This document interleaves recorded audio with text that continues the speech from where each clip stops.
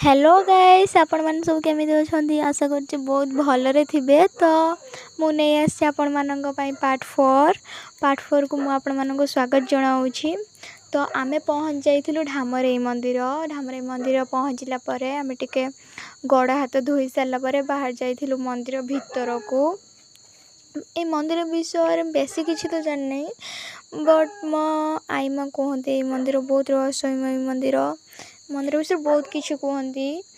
तो मु शुणी फास्ट माने जो हमरे माँ मना करथिले कि मंदिर तैयारी न करबा पई स्वप्न रे आसी कहले मुझे जानी मो आई माँ कहती।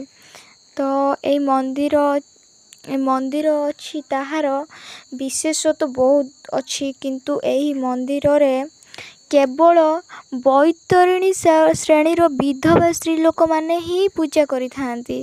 विधवा स्त्री लोक कहीं पूजा करथांती सेटा तो मुझे जानी नहीं, बट मु भी जते थर जाइछि देखिछि गोटे विधवा स्त्री लोक ही पूजा करथांती।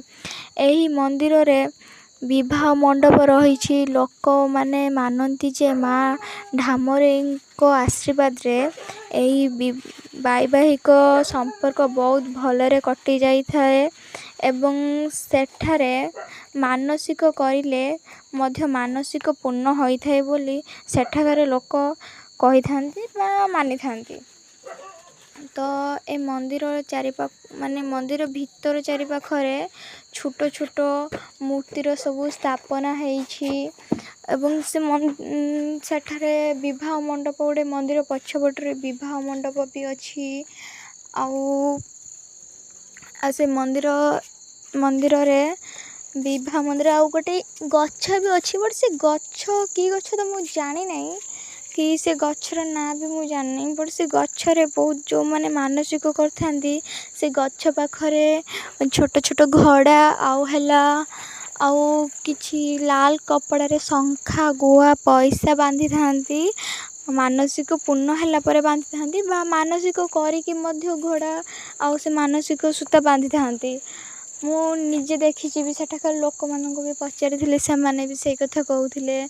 आउ से मंदिर साइड रे रोसई घर भी गोटे अच्छी जोठारे रोसई बास होता पूजारी माने खाई थांती एवं ए मंदिर को वर्ष को थरे लेखा से मंदिर रे पूजा होता है, बहुत बड़ आकार होता है।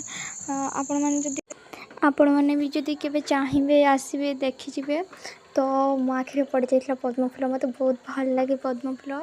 तो नना देखिकी मु बहुत बाट जीवी से लगी मत दे गोटे कढ़ कहले कि मत शिखे भी देते केमी फुटेबी पद्मफुल को मु भी घरे आसी फुटे बहुत भल लगुला, बहुत सुंदर देखा जाउथला फूल। तो फाइनाली आमे बाहरी गलु मंदिर बाहरी गलु। तो एबे आमे अलगा गोटे जगह को जीवु नेक्स्ट वीडियो रे देखिबे आमे या पर कुआडे जाइथिलु। तो एबे मु रहूची, बाय बाय गाइस। आपण मानक सहित देखा नेक्स्ट वीडियो रे, बाय बाय।